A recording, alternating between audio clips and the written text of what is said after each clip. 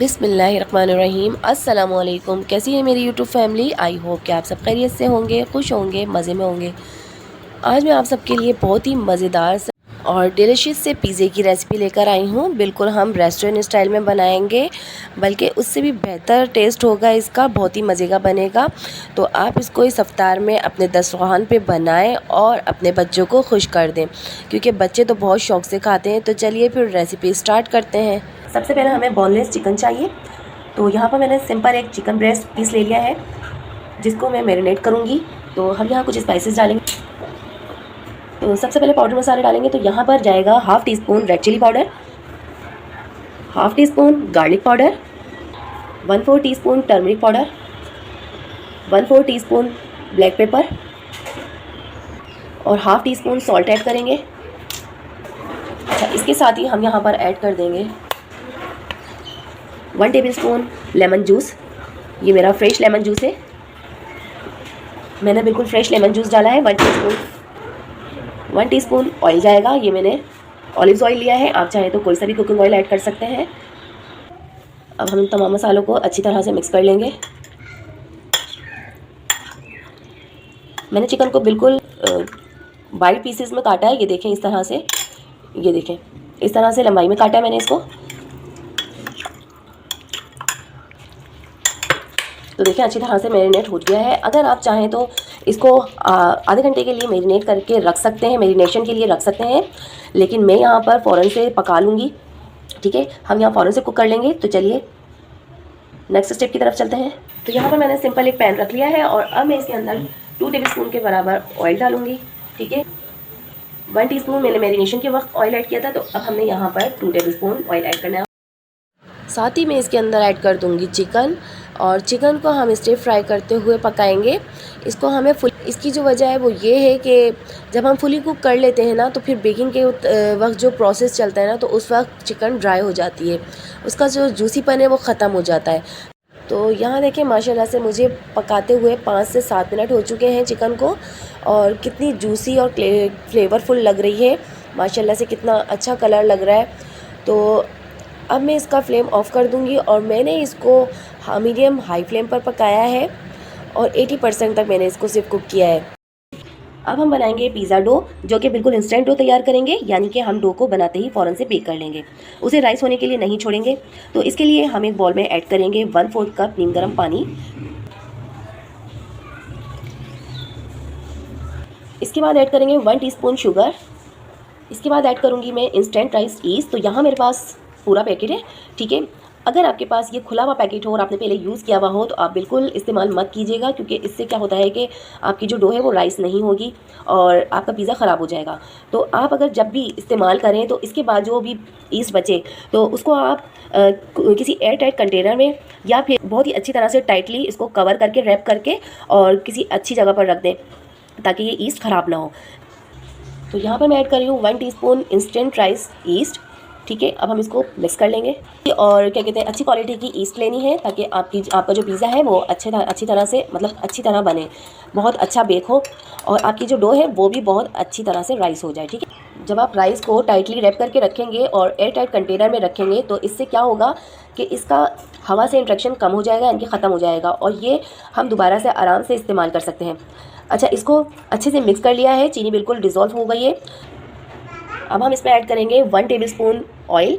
ये मैंने olive oil add किया है, आप चाहे तो किसी भी ब्रांड का ले सकते हैं, नॉर्मल सा कुकिंग ऑयल भी ऐड कर सकते हैं। इसके बाद इसमें ऐड करेंगे 1 कप भर के मैदा। तो ये हम इसमें ऐड कर लेंगे, ये मैंने अच्छी तरह से छान लिया था। ठीक है, छान के ऐड कीजिएगा।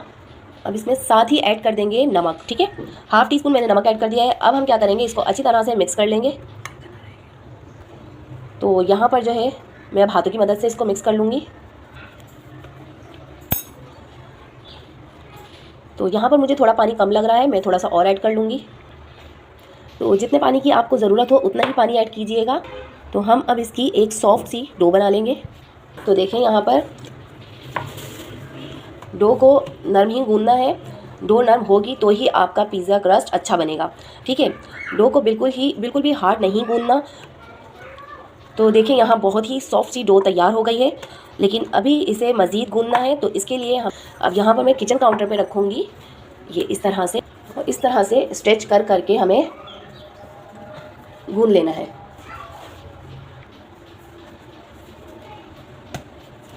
तो इस तरह से स्ट्रेच करने से क्या होगा कि डो में ग्लूकोटेन एक्टिव हो जाएगा और डो बहुत अच्छी सी राइस होगी। तो ये देखें कितनी ज़बरदस्त सी लग रही है ना। तो यहाँ पर अब हम इसको बेल लेंगे। तो सबसे पहले हम यहाँ पर काउंटर टॉप पे मैदा डस्ट करेंगे, ठीक है, और अब हम इसको बेलन की मदद से बेल लेंगे।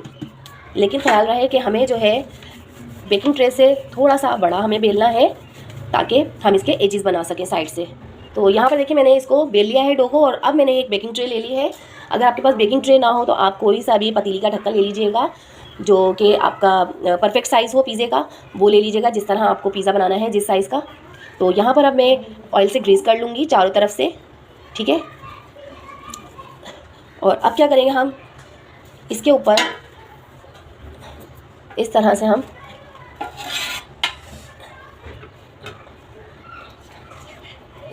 इस तरह से रखना है, और ये जो एजेस है ना इनको क्या करना है साइडों से इस तरह से कर लेना है।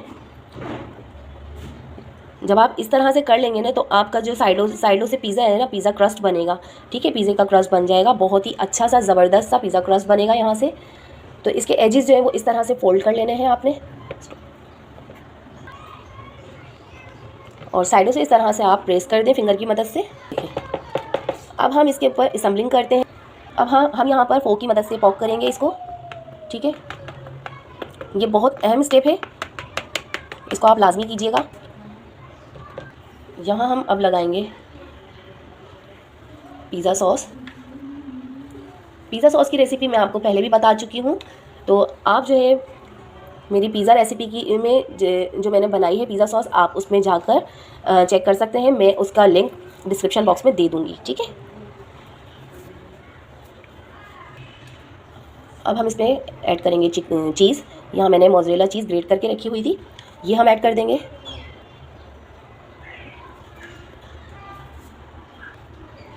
इसके बाद अब हम चिकन के चंक्स ऐड कर देंगे इस तरह से।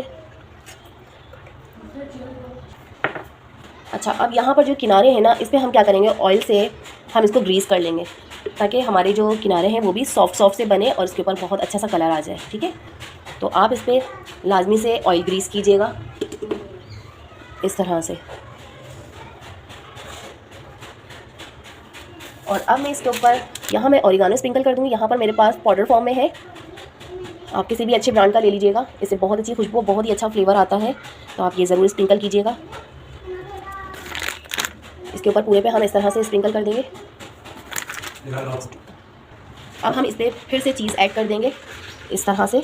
तो ये बहुत ही ज़बरदस्त चीज़ी पिज़्ज़ा बनेगा। वो डालकर अच्छा जो भी वेजिटेबल्स हो आप वो ऐड कर दीजिएगा इस तरह से। अब इसके साथ हम टमाटर ऐड कर देंगे, ठीक है। तो आपके पास कोई सी भी, अगर आपके पास रेड कैप्सिकम है, येलो कैप्सिकम है, आप वो भी ऐड कर सकते हैं। आपके पास अगर कॉर्न्स हो तो आप भी वो बॉईल करके ऐड कर सकते हैं। ये वाली वेजिटेबल्स मेरे पास थी तो वो मैंने ऐड कर दी हैं। तो यहाँ पर अब हम ऐड कर देंगे ब्लैक ऑलिव्स। अब हम पिज़्ज़े को बेक कर लेंगे 180 पे 20 to 35 मिनट्स के लिए, और ये बिल्कुल रेस्टोरेंट स्टाइल जैसा पिज़्ज़ा बन के रेडी होगा। देखिए माशाल्लाह से डिलीशियस पिज़्ज़ा तैयार हो गया है हमारा। और देखिए कितने ज़बरदस्त से एजेस बने हैं, ठीक है। इसके कॉर्नर्स कितने ज़बरदस्त बने हैं। अब मैं आपको कट करके दिखाती हूँ। आई होप कि आपके लिए ये रेसिपी बहुत हेल्पफुल रही होगी। तो रेसिपी अच्छी लगे तो लाइक कर दें, शेयर कर दें अपने फैमिली फ्रेंड्स में, और अगर चैनल पे न्यू है तो चैनल को सब्सक्राइब कर दें। बेल आइकन को प्रेस करना मत भूलें जिससे कि मेरी हर नई आने वाली वीडियो की अपडेट्स आपको मिलती रहें। तो मिलते हैं एक नई रेसिपी के साथ। तब तक के लिए अपना और अपने प्यारों का बहुत सारा ख्याल रखिएगा। मुझे दुआ में याद रखिएगा। टिल देन अल्लाह हाफिज़।